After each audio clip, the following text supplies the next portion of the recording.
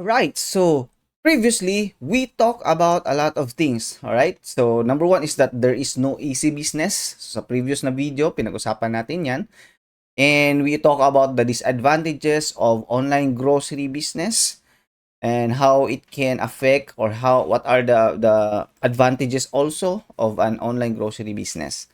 So we talk some of the advantages and now we're going to continue talking about those advantages. Okay, napag-usapan na natin to on the previous video. So let's, on the next slide, we will going to talk about that if you have a store, items not in the stock can be bought after it was ordered and paid for by the customers. So basically, na-tackle na natin to ng kaunti doon sa previous video. So yun nga, if you have an online grocery business, yun nga, you cannot you don't need to have a stock.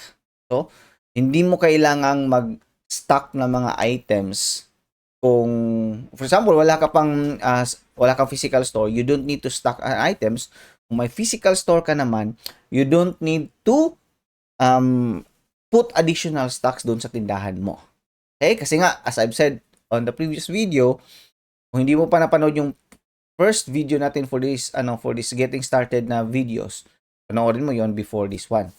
Now, yun nga, kapag wala kang tindahan, you don't need to have additional capital din. Okay? Hindi mo kailangan din ng additional na pwesto kung may tindahan ka. Kasi nga, as I've said, saka mo lang bibilhin yung mga products na in-order ng customers kung wala doon sa tindahan mo. Yung mga items na nasa tindahan mo, kukunin mo na doon. Kapag nakuha mo na yung orders, nabayaran na. Then yung wala, saka mo bibilhin ngayon sa supermarket. May pambili ka naman sa supermarket. So basically, online grocery business doesn't need you to have an additional capital. So kung yun nga, very advantageous siya sa mga walang physical store din because kung wala kang store, you can start at na zero talaga, zero yung stocks mo, inventory mo, zero because you don't need to stock it. Okay, saka mo lang bibilhin pag binayaran ka na niya ng customers mo. Right? So kung may sari-sari store ka, grocery store, maganda din kasi nga at least secure na yung stock mo na nandyan. So kapag in-order ng customer, sure na nandyan yung products mai-deliver mo, mai-fulfill mo. So yun yan lang talaga yung advantages, disadvantages kung meron kang tindahan or wala. Kasi nga kapag merong tindahan, 100% masisecure mo yung mga stocks. Alright? So another thing that we need to talk about is if you have a store, you can use Gratis Club Store to accept orders online. At the same time, you can use this as POS or point of sale program or features to your store for offline customers. So, of course, you already understood that POS or point of sale is yan yun sa mga cashier, di ba? Yung mga computer sa cashier. So, meron silang point of sale, ini-scan sa barcode. Now, ang kagandahan dito sa Gratis Club Store is that you can use yung barcode na ginagamit or barcode scanner na ginagamit. Pwede kang bumili sa Lazada, mura lang naman yun, mga 500 siguro to 1,000. Basta tingnan mo sa Lazada, may mura din. But if you don't have a budget, you can use your cellphone. No? Pwede itong cellphone. So later sa mga next topic natin, pag-uusapan din natin yung POS na yan, paano gagamitin yan.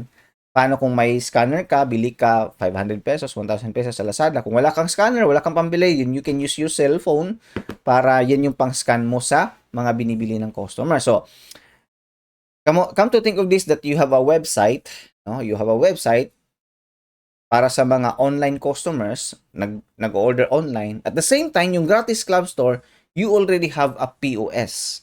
Yan yung gagamitin mo naman sa mga offline customers. Yung mga customers, kung itong POS, magagamit lang to kung may physical store ka, ha? Kung may physical store ka, then scan mo lang using your cellphone, or kung may barcode ka, may computer ka, or kung wala kang computer, cellphone lang, yung camera ng cellphone gagamitin mo para ma-scan mo yung mga items.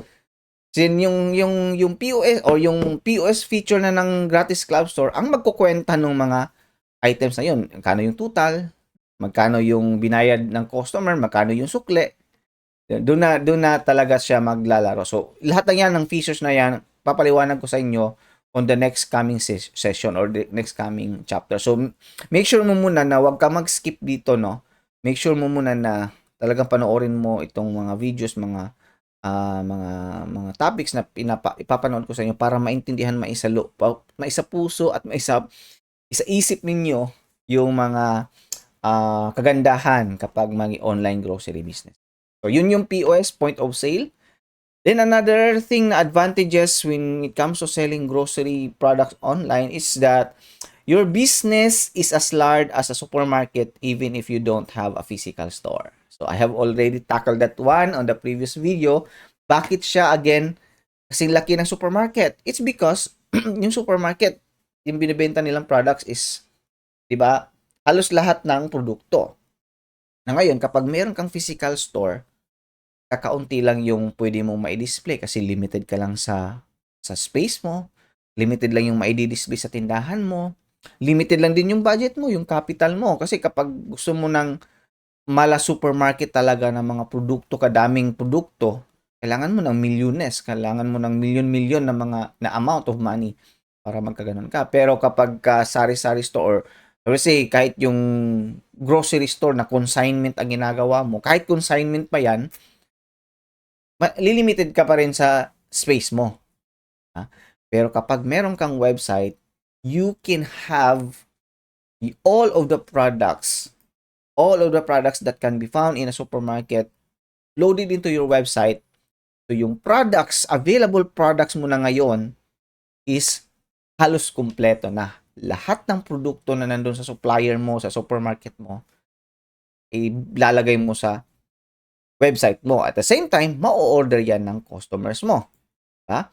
So, ganon yung analogy natin when it comes to online grocery business na kasing laki siya ng supermarket kapag ginawa mong online grocery yung tindahan mo. Kapag wala kang tindahan and diretso ko sa online grocery business, ganon pa din. Kasi ang mailalagay mo sa website mo is kasing dami ng. That means mas maraming option yung customers. Talagang yung customers mo, sa'yo talaga bibili. Sa'yo magpapadeliver ng mga grocery needs nila. Kasi kompleto ka.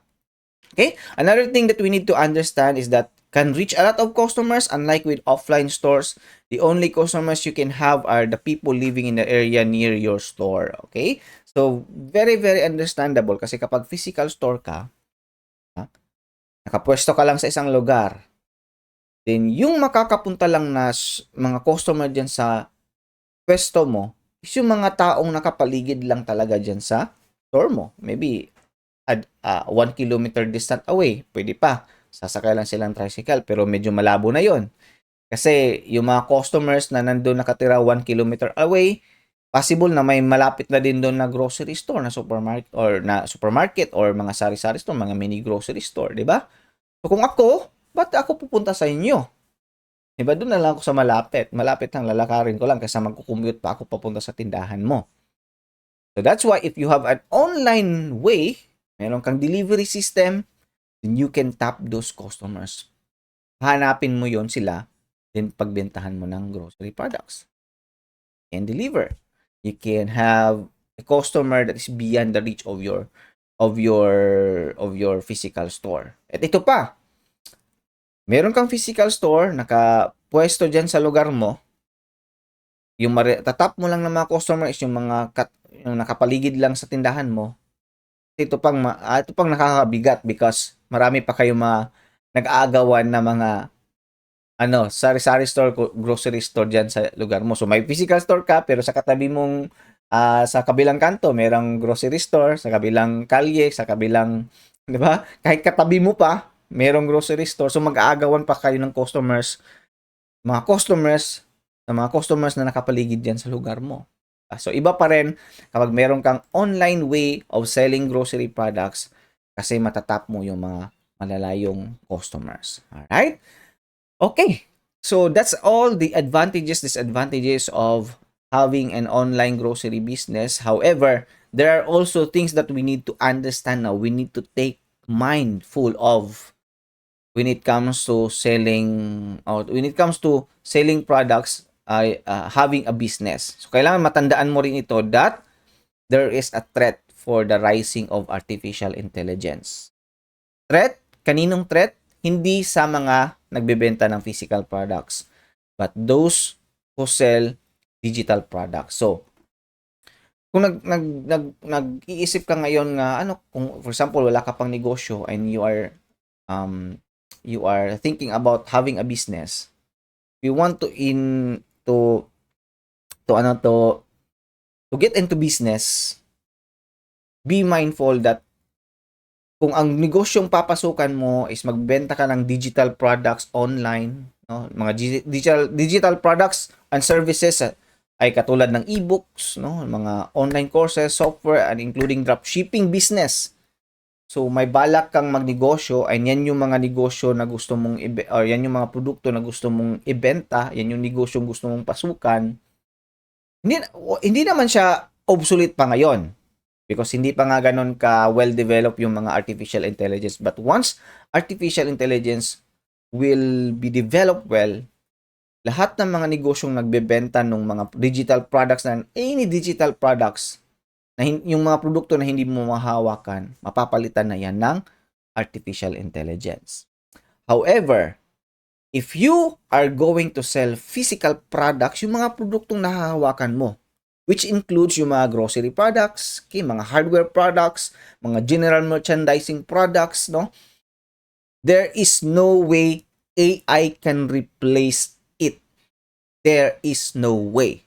Again, walang paraan, walang pamamaraan na mapapalitan niya ng artificial intelligence, di ba? Kasi compare natin, for example, nagbebenta ka kunwari ng online course or services like legal advice, no? Sabihin natin nagbebenta ka, ang service na binibigay mo online is legal advice, or shall we say ang binibenta mong products is online course teaching how to exercise well, how to properly exercise para pampalakas, pampalaki ng muscle. Okay? Ganun yung produkto mo, you are selling online courses. Time will come that artificial intelligence will take over that one. Siya na yung magbebenta ng mga digital products. Siya na magbebenta ng mga legal advices. Siya na magbebenta yung mga e-books. Siya na magbebenta ng mga coaching program, okay, online. Darating yung panahon ng ganun. So, sa ngayon, okay pa naman yung ganung negosyo. You can still do that one. No? Continue mo, kung ginagawa mo na ngayon, continue that one. But there is a threat. However, kapag physical products yung binebenta mo nga, for example, grocery products, paano ba yung papalitan ng artificial intelligence? Diba? For example, nagbebenta ako ng cellphone, nagbebenta ako nitong alcohol na to, paano to papalitan ng artificial intelligence? Hindi, blur, no? Hindi to kayang palitan ng artificial intelligence. Okay? Kasi nga physical, nahahawakan. Yung mga produkto na hindi nahahawakan, yan yung mapapalitan ng artificial intelligence. Artificial intelligence.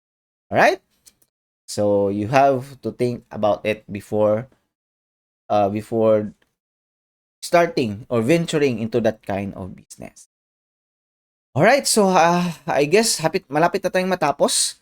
So lastly, other mindset you need to have in online grocery business. So ito naman yung mga iba pang way para ikaw ay magkaroon ng or ibang mindset para at least kapag ka nagsisimula ka na ng online grocery business, you will have the full mindset, the full right mindset in starting it.